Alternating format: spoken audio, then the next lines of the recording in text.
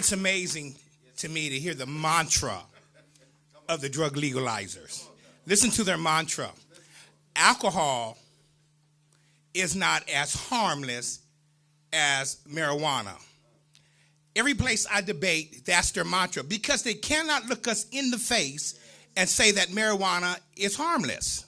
And so I offer to Judge Gray and Laney a cobra or a rattlesnake. Which one would be less harmless? I offer that to them. I always, all the time hear, well, no one has ever died or overdosed on marijuana. Well, let me submit to you today. No one has ever died or overdosed on a Salem cigarette or a Cool cigarette or a Marlboro, right? Absolutely. Well, I'm letting you know today. Absolutely. And if you find one, let me know.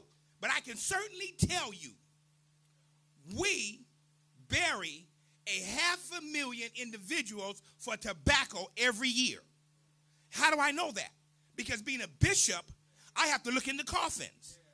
I have to sit at the bedside and watch them and sometimes hold their hand while they die of cancer. He says that marijuana is not dangerous. Scientists have told us that it is 3 to 4 times more carcinogenic than cigarettes. Tobacco. In fact, we have a study that tells us when you smoke 3 to 4 joints a day, it's like smoking a pack of cigarettes. Isn't that amazing?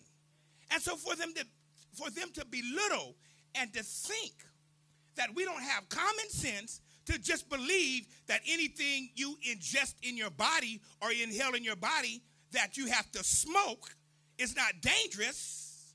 Let me tell you how my kids used to say to me, duh. Is that all right? It's amazing.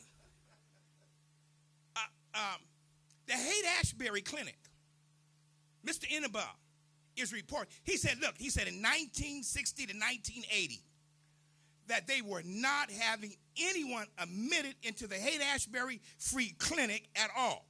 Since the 1980s have passed and THC is higher, I want to submit to you, first of all, everyone isn't getting high. Everyone is not smoking dope. So don't believe that. And all of our children at school are not smoking dope, and they're not getting a Marlboro, and they're not getting a Coors drink. Let's debunk that right now. And he said that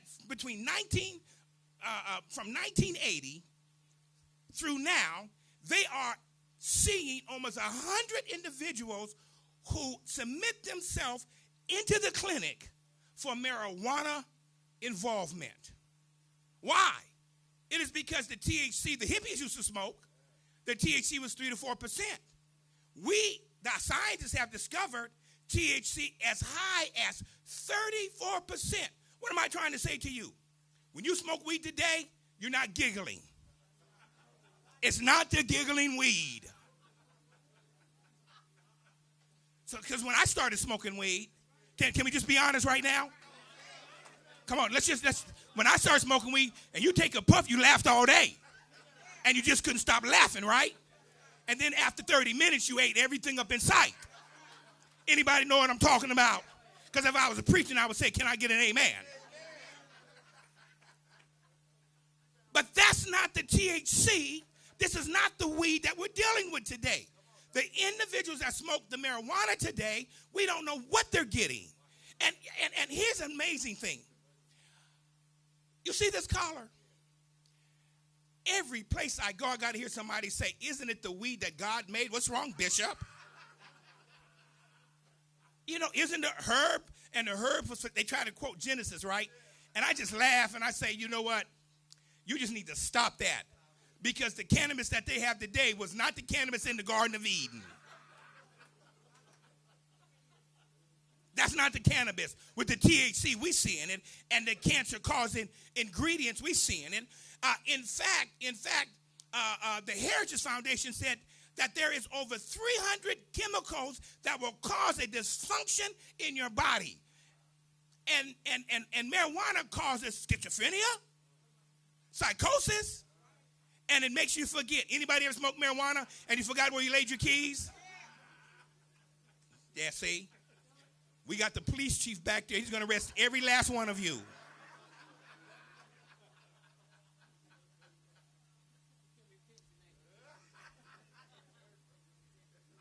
And so the Heritage Foundation has also recorded in 2008, listen to this, that they have that 375,000 individuals for marijuana involvement has been to an emergency trauma center. Don't tell me it is not dangerous. And we talk about the children. I cannot believe that the drug legalizers, you know, I try not to get offended. I try to keep my cool. But when you start talking about the black community and you've never been there, just stay away. I'm sorry, can I get down like that? I'm at home.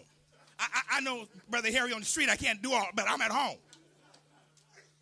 Look, this is the reason why I had called for the resignation of Alice Huffman, not to be mean, not that put an attack on her, but because our civil rights leaders have to clearly understand this one thing. What causes the devastation in the black community? You got to understand that. If you don't understand that, then you can't leave. We're in Oak Park. Here in Oak Park, I lived in Oak Park all my life. I can find any dope I want to find. From methamphetamine to crack cocaine to heroin to ecstasy, what's causing the devastation in our community?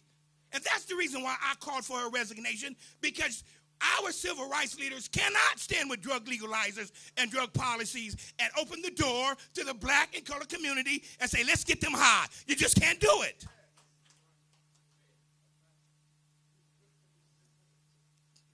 I made a lot of folks mad because of that.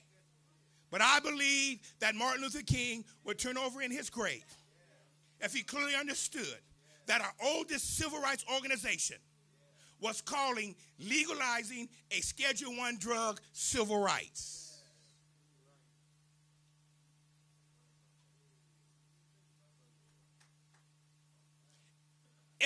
I got SB 1449 was just signed by the governor. That's what we've been telling everybody in the first place. Nobody was going to jail for a joint. Nobody was going to jail for 28 grams or less. Nobody was going to jail for 1 ounce. Well, finally, Governor Schwarzenegger solidified that for us. But I went on Fox News International this morning, and I said, that doesn't stop the disparities of arrest. Come on, let's wake up. That's not going to stop us from going to jail. And that's been my campaign. Legalizing marijuana will never stop the colored people from going to jail. You want me to tell you why? The Federal Bureau of Justice statistics have told us that murders, 59% of murders in America is by the black community. 50% of robberies in America is by the black community. 34.5% of aggravated assaults is by the black community. 24.9%. Are you listening to me? Of crime properties or property crimes. 24.9%. And now you think legalizing a dope will stop us from going to jail? And so, thank you, Arnold Schwarzenegger. We appreciate that one swipe of the pen, you took away the very teeth of the drug legalizers. You took away the very teeth of the NAACP. You took away the very teeth of LEAP and the National Black Police Association. They cannot campaign on that anymore, and no one is going to jail over a joint.